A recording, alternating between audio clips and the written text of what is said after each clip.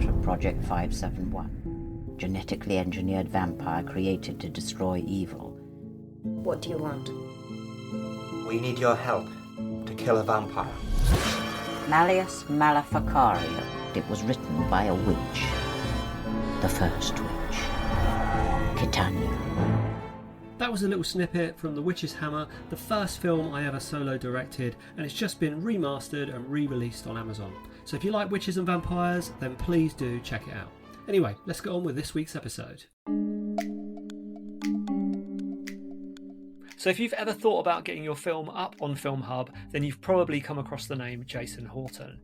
He's definitely the filmmaker to talk to about FilmHub. He's got over 40 films up there, a mixture of documentaries and genre films. He's also recently finished and released his film A Hard Place on streaming, and he's got another one coming up called The Apex Predators Club. And I chatted to him about a year ago, so I thought it'd be great to have an update with him, talk about things that may have changed on a film hub, maybe some industry trends he's seeing in the micro budget area, and generally chat about what he's up to next. Enjoy. I had you on about a year ago, and if anyone's interested in Film Hub, learning all the basics, I definitely suggest they check out that episode because it was a really good one. And for me, I hadn't put my film on Film Hub, my old films back then, so it was really a good eye-opener for me.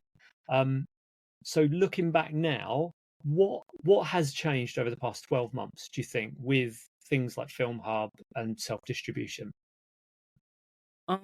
Well, Film Hub to be honest, it hasn't changed a lot. One thing that they are starting to do is they're looking to be known a little bit more as a distribution destination. So they are, starting to offer like different services that, filmmakers might want. Like, they're doing a little bit of extra marketing or stuff like that. And then they charge, basically a la carte for all of that stuff if there's any of that you want to do. But you don't have to. Like, you can still do the free account and all that. You don't have to do any of the extra paid stuff. But if you want, it's there, And do you use any of that stuff? I'm guessing you don't. Do you? No, not typically. Although the other thing that they're doing is they are starting to take certain films and take on more of a distribution role. So, for example, with The Hard Place, the movie that I just finished and is just being released, they are acting like a more official distributor. Right. So, like, I got a minimum guarantee from them. I got some money up front.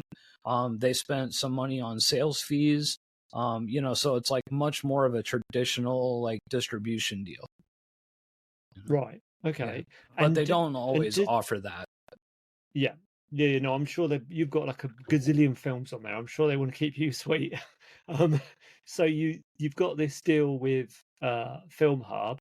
Am I right? Because this is the other thing. So I took a couple of old films I got the rights back to, stuck them on Film Hub just to see how that works. It's been really interesting. Am I right in saying the majority of the money, say for example, you make would come from the US, first of all, from US sales and streams? Is that right? I would say yes. Although it does depend. So like in the last year, I've noticed like really big gains like in the UK, for example.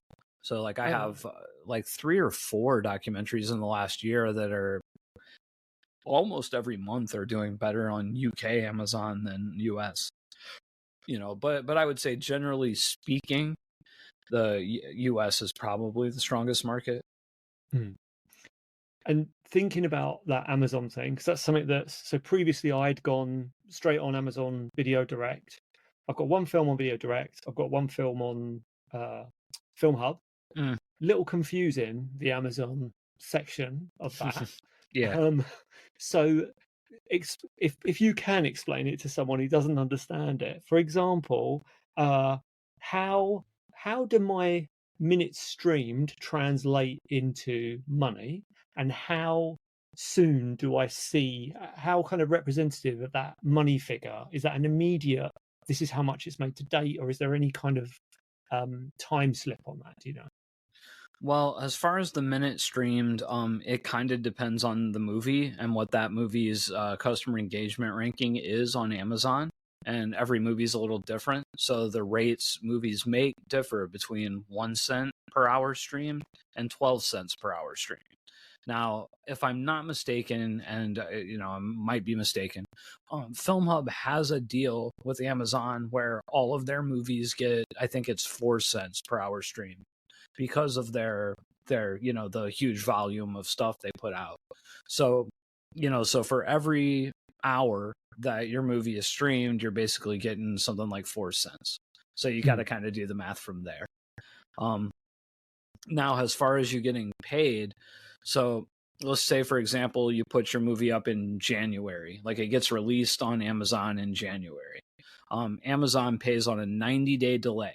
So you're not going to get paid for January until February, March, till April, end of April. So and then after that, you're paid every 30 days. But it's always 90 days back.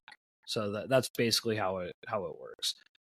Gotcha. And I've noticed and I don't know if this is me making this up, but with Film Hub and something like Tubi, I can see obviously weekends seem to accrue more money than like a Tuesday or a Monday or something. So I guess what I'm getting at with that is, with Amazon, do you know if that information is kind of like live data, or is it like some of the other platforms where it's kind of catching up? If you're looking at it through the Film Hub dashboard, I believe it is not live data. I think they get that information from Amazon and they update it once or twice a week. It Right. might be once a week. I know I usually check on Wednesdays. I believe Wednesday is the update day. Gotcha. Okay, that's interesting.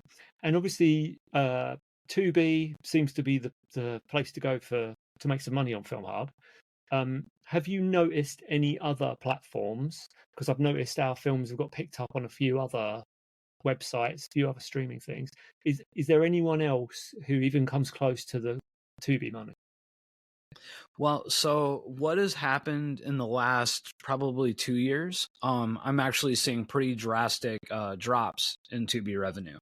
So overall, like my library, I think I have around 90 films in my library, and I've seen probably a 40 or 50% drop in Tubi earnings. And what is another thing that's happened is like through Film Hub anyway, a lot of movies are now getting picked up by YouTube TV and movies, which is YouTube's own like AVOD service. So it's kind of like just like being on YouTube, but of course because it's theirs, they give it a little more algorithm love. So what I've found in this last year is my movies on YouTube TV and movies have actually overtaken Tubi as my number one earner. So like on Film Hub right now, where I'm making the most money is YouTube TV and movies, and then Tubi is number 2 and Amazon's number 3. Right. Okay, that's interesting. I don't. Is there any sort of delay with YouTube picking stuff up, or have they passed my movies? Because I don't think I've got. I don't think any of them have gone on YouTube. Yeah, it usually does not pick them up right away. I think maybe they're scraping data from how your movies are doing on other platforms before they'll take stuff. I know, like I've had some where they picked them up like a year or two after they were released, but it doesn't seem right away, no. And Yeah. I do know that they're a little more selective than Tubi or Amazon, so like not everything gets up there. Like I think out of my entire library, I think I have, I don't know, maybe 20 or 25 movies on YouTube. Right. Okay. Or TV and movies anyway. Yeah. Yeah. And because you've got this relationship with Film Hub, I'm guessing you get a bit more notice, do you, on release dates on platforms and stuff like that? Or are you like the rest of us, you just it just appears one day?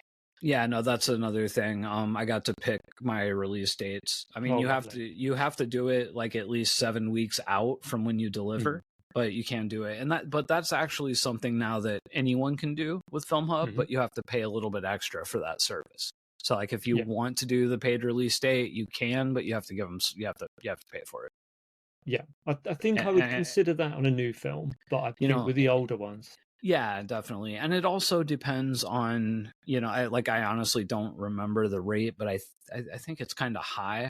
And you got to decide if that's even worth it. And I think you could, and I believe it's a monthly thing. And if you sign up for just that purpose, you have to like kind of opt into that monthly service for 1 year.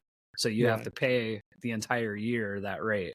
So you have to really decide if that's worth it over the course of a year. For most movies, I would say it's not.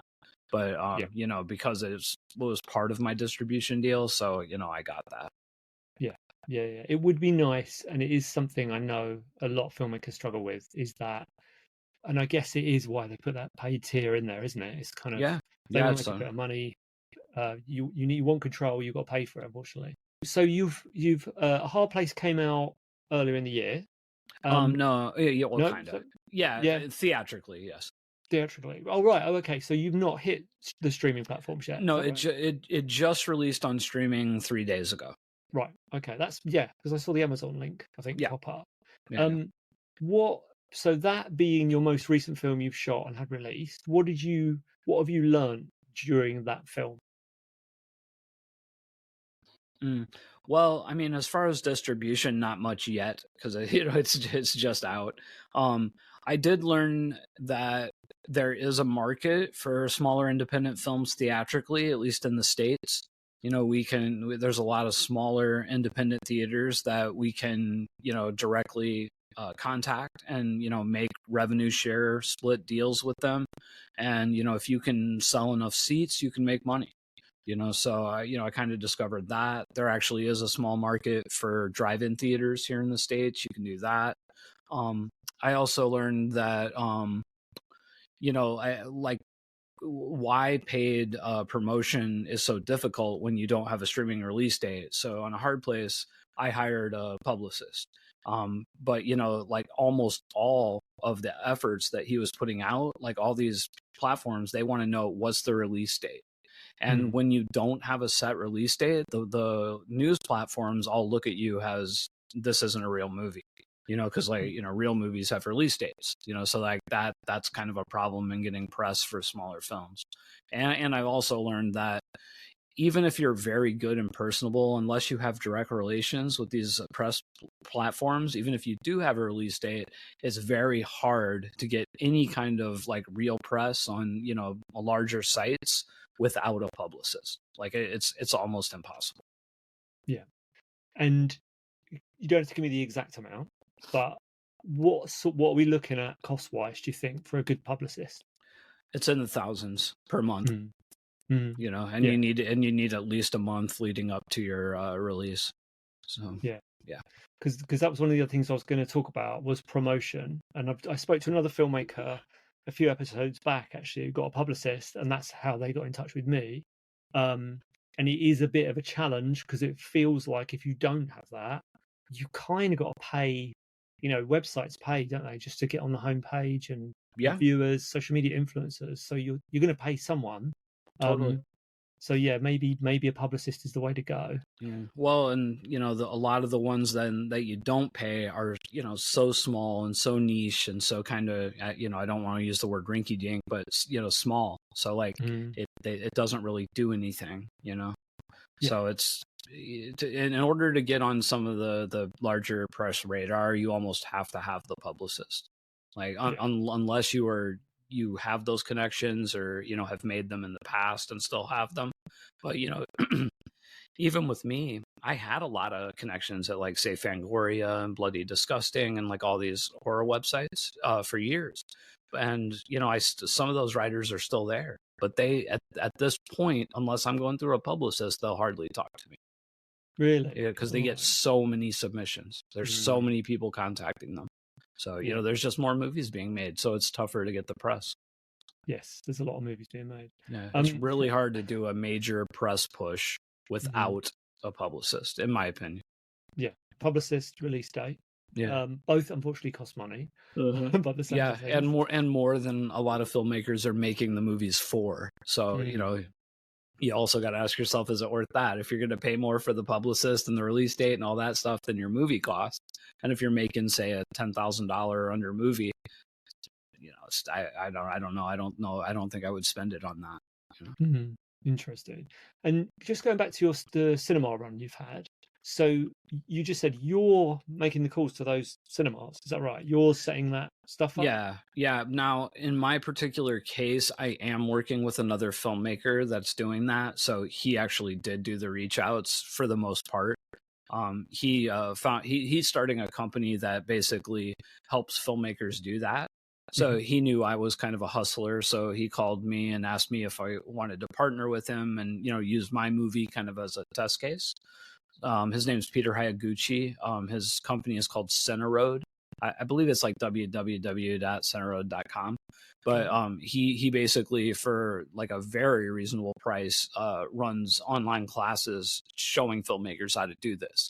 And basically, once you get the contact and make the deals, the way it works is you go out, you get a premiere date in a state, say, and here in the States, it's mostly like Midwest and some South.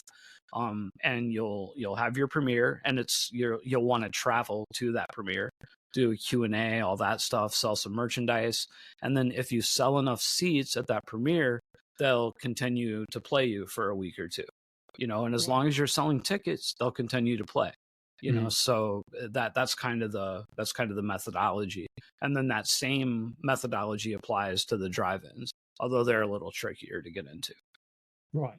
And is that completely outside of your Film Hub deal? So they were happy for you to go off and do that kind of as publicity for the film, or did you have to give them a slice? Yeah, we looked at, technically by our contract, they would have a slice, but they were kind of willing just to let me do it because it was really a big experiment. And to be honest, I didn't make a lot of money doing it.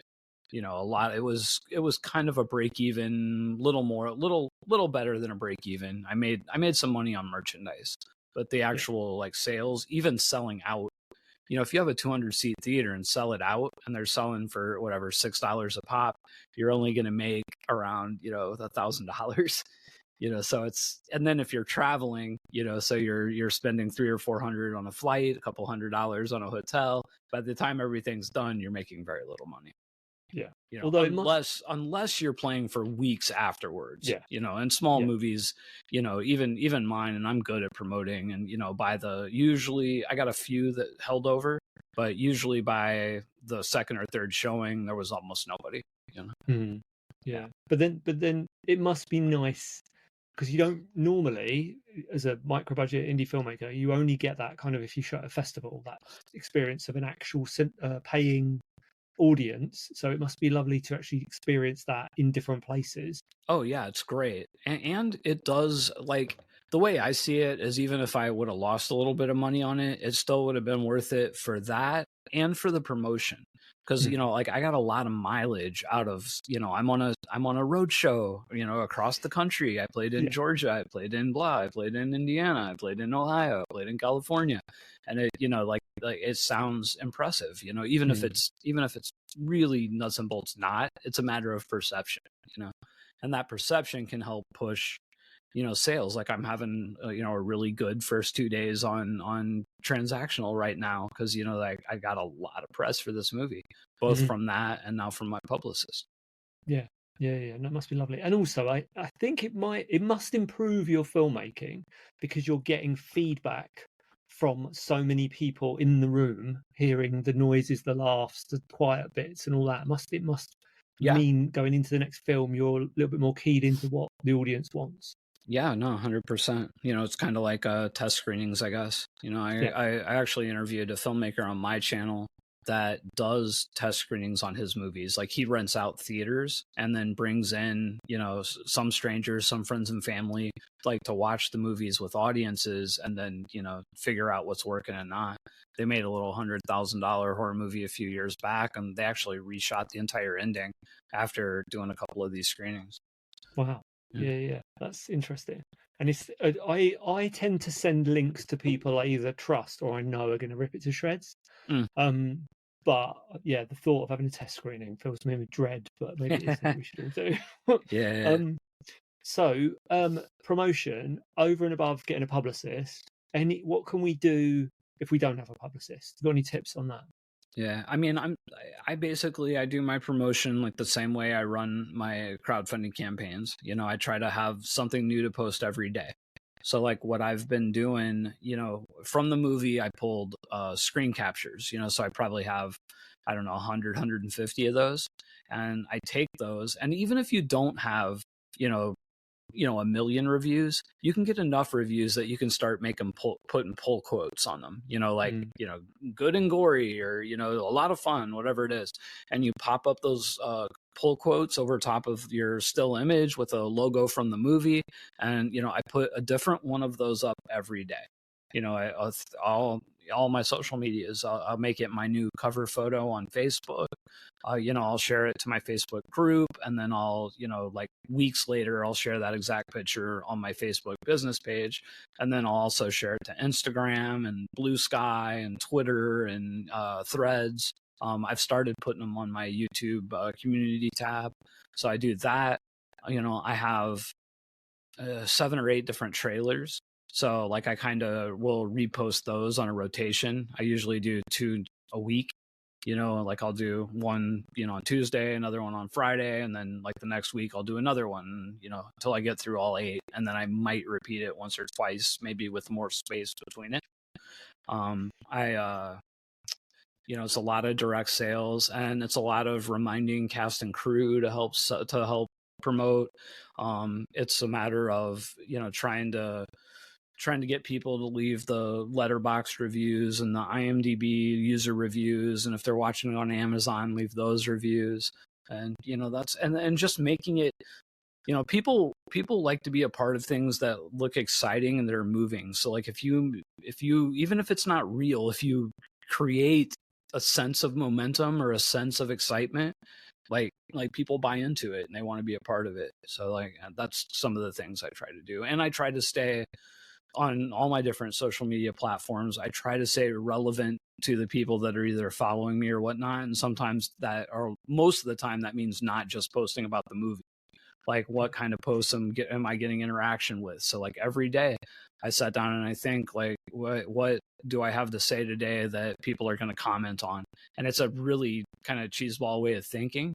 But, if I like I made a post, for example, this morning about independent film producers and, how it's kind of a thankless job. People don't really think too much about producers. They don't get a lot of the credit. And, that post got 300 or 400 reactions and tons of comments. So then when I go to post a movie post, like a Hard Place post after that, it's going to show it to a lot of those people, more so than it would have had I not made that post. That's how algorithms work. So I try to stay relevant on the platforms without spending, like all day long. I basically, every morning I get up and I do about a half an hour on social media. Right. Good tip. I wish I had the energy to do that. It sounds like a lot to me. Although I don't know, you get it all done in half an hour. So many platforms, but I need to get better at that. I think a lot of filmmakers do. So what was I going to ask you? So you've done tips for promoting a film. Looking at other filmmakers, without naming any names, what do you think the big mistakes are that people make, say on a first feature film? I think the biggest mistake people make is false expectations. Like I think a lot of filmmakers have this false idea of how much movies actually make in the marketplace, and 90% of independent films just don't make anything. Or nothing substantial. They just don't. And they think they're going to be the exception, or their movie's going to be, their Reservoir Dogs, or, their Clerks, or whatever it is. And then they're so disappointed when the reality sets in, that they either quit or, they'll take a little bit of time, maybe try another one, then they'll quit. It's just, I think false expectations are a killer. And I'm not saying that we shouldn't reach for the stars or try to, have the Reservoir Dogs or the Clerks or whatever, but you have to realize the reality of it, And then the other thing, I think filmmakers think that if they make a good movie, that's enough. And 9 times out of 10, it is not. You have to get out there and promote it, or hire somebody to promote it. And that there's so much stuff out there, unless people have a reason to click on that thumbnail, or, they're not going to, they won't find it. Yeah. And it's funny. I chatted to Jim Fredrickson, marketing masterclass guy who did all the marketing for Harry Potter, Shawshank Redemption, all that kind of stuff. Wow. And the thing he said that made me laugh was how the film doesn't have to be good to be successful. That's true. You know, and it's kind of the reverse of what you just said. It's exactly that. It's that you can have an awesome film, but if people can't find it, or if you don't promote it in the right way, then you don't stand a chance. Yeah. I mean, if you look at me, just in the documentaries that I make, and I'll be straight up, I'm not making the highest quality documentaries. Like, they're not technically, I mean, I would say they're not even technically very good. But I'm serving a certain audience, and I know how to promote them, and I make a pretty good living just off the documentaries, and it's totally because, like knowing how to serve an audience, and knowing how to promote to an audience. And sometimes it's not about having the best thing, it's about having the right thing. Yeah, definitely. And do you think in general, indie filmmaking, are we in a good place, do you think? Are we in a bad place? Are we at a turning point? What's your sort of take on that? It's like the best of times, the worst of times. Yeah. On one hand, we have unprecedented access to distribution. Pretty much any film that gets made can get distributed and get onto platforms where millions of people could watch it. So that's something that when I started, that did not exist. Like there was much, much less people that were able to do that. Now, pretty much anyone can. So that's exciting on some level. And like when I talked about the documentaries, there 10 years ago, there was no market for that kind of thing. No distributors would take it. The only place you could put those things would be YouTube. But now there's actually all these like niche streaming platforms where you can make a little bit here, a little bit there, and there's audiences that are watching them and liking them. And like, that didn't exist. So like, that's exciting. But, like overall, when you're talking about individual movies, they're just worth less. So like, a movie that's shot for, $50,000 to $100,000 today is worth, half what it was in the marketplace 5 years ago, and probably 25% what it was worth or less, 10 years ago. That's just how it is. Yeah. With few exceptions. Yeah, definitely. And so you got the Apex Predators Club, it's the next one, and you've another horror. So is that is that like a financial decision to make another horror, or is that like a fun decision? Where are you with that? It's a little of both. So I did pretty good on Craving. It looks like I'm poised to do much better on A Hard Place. And Apex is a bigger movie. I have, some bigger name talent attached. I think that one will do even better. And my plan when I did Craving was to do 3 monster movies. That one, a slightly bigger one, then a bigger one after that. What I do next, I'm not sure. But so it's a little of both. And right now I have some momentum in horror. So I'll ride that for, as far as I can. Yeah, that makes sense. Especially if you've done that theatrical run, you can go back and they'll know who you are, which is good. Yeah, exactly. Yeah, like I can go to these, drive-ins and theaters directly myself next time, Yeah. And for someone who's working on their first feature film, if you were to start today, didn't have all your backlog, didn't have your documentaries, didn't have a following, what would you do if you had to start right now and I said to you, let's make a feature film? I mean, it sounds self-aggrandizing, but I would do the exact same thing I'm doing. I mean, yes, like the budgets of, A Hard Place and Craving, they were close to $100,000, and a lot of people aren't going to be able to raise that much money first one out. But, I didn't fund any of those movies myself. I crowdfunded them. I raised some equity for them. My documentaries, I literally make those for nothing. Sometimes I do a revenue split with a shooter if they're doing interviews in another state. But for the most part, I know how to edit. I have a little camera. It's not even a super nice one, not even a cinema camera. And I shoot those interviews, So I would do exactly what I'm doing. I would take whatever I have access to and I would start making things that I can turn into something that's monetizable. And then I would build up enough of it that I could take bigger and bigger risks. That's basically what I did. I mean, I did the documentaries long enough to have enough of them that I made a floor of money. And then I was able to take off 6 months to do Craving. I was able to take almost 12 months off to do A Hard Place, you know. Apex will probably be more. Definitely.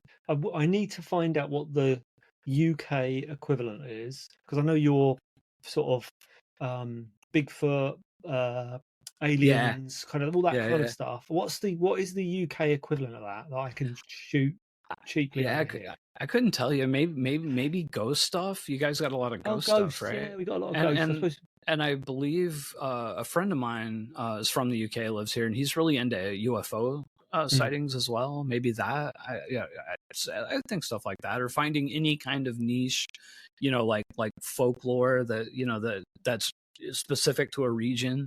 You know, Loch Ness Monster is kind of one, but that's been so disproven over the years. You don't get much. I did a Loch Ness one last year, and I didn't get nothing from it. But but yeah, I don't know. Just maybe something like that. I hope that was useful. If you're interested in listening to another episode that's all about self-distribution and getting your films out there, then you could try listening to How to Make a Profitable Low-Budget Movie on Tubi with Justin Milton. Justin's a producer and director. He's done a bunch of low-budget thrillers and dramas that have done very well on online streaming platforms, and he's starting to make a significant profit. So do check that one out.